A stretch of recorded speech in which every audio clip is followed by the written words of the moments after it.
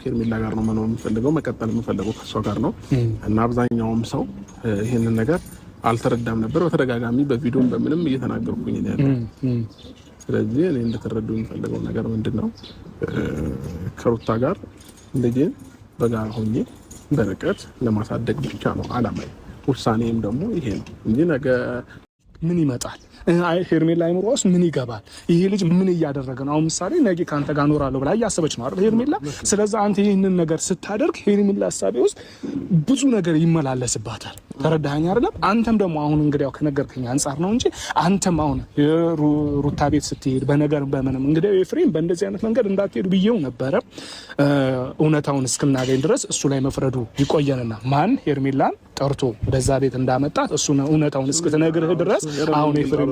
የሻምልት ነገርኛ አልቻለችም ተረዳኝ በብዙ አይነት መንገድ ላይ ልጠይቃት ሞከርኩኝ ተፈጥሮ ይቅርታ ተጠያይቀን እኔ ኤፍሬም ነግሯት ነው የሚለው ነገር አንደኛ እኔ ከኤፍሬምም እያወራን የነበረው በቃ መጀመሪያ የእሱን ፍቃድ ማወቅ አለብን እሱ ፍላጎቱ ምን እንደሆነ ኦልሬዲ አንድ ነው አላማዬ አንድ ነው ሐሳቤ እሱም ከሄርሜላ ጋር ነው ነገን መኖር መፈልገው ማለት ነውና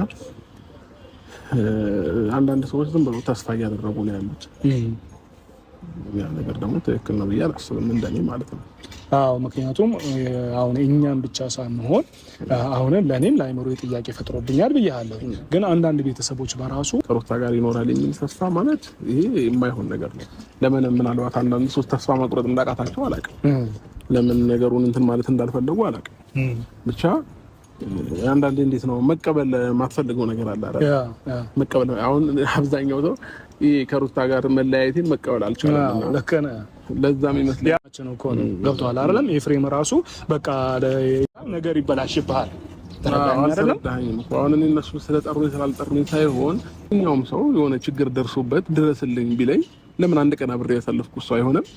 መድረስ ግዴታዬ ነው ገባክ አዎ እንዴት ነው እኔ አይደል ልጅ ያለ ቢያንስ ሩታ ጋርና የሆነ ችግር ተፈጥሯል ቤት ቶሎ ድረስ ስባል እኔ ለውል የሆነ ነገር ሆነብኝ ነው መሰለኝ ገባክ ያንን ደግሞ አላስችል ስላለኝ ስሮጥ ነው የሄድኩት ሲል ሌላ ነገር ነው ከዛ ደነገጥኩኝና እነሱ ጋር እየተከራከርኩኝ ነው ሄርሜላ የደረሰችው እንጂ ወይ ከነሱ ጋር እየተሳሳኩ ቡና እየጠጣው ጥማት ፈልገው ድጋሚ ደግሞ ትላንት ወደ ሐለፍነው አይነት ህይወት ውስጥ እንድትገባብኝ ስለማልፈልግ ነው ይሄንን ነገር እንደወንድም ተሰምቶኝ የምነግር ተረዳኸኝ አይደል ጥርጣሬ በራሱ ሌላ ችግር ይፈጥራል ገባህ አይደል ስለዚህ ያንን ነገር አይምሯ ነፃ እንዲሆን አንተ አስረግጠ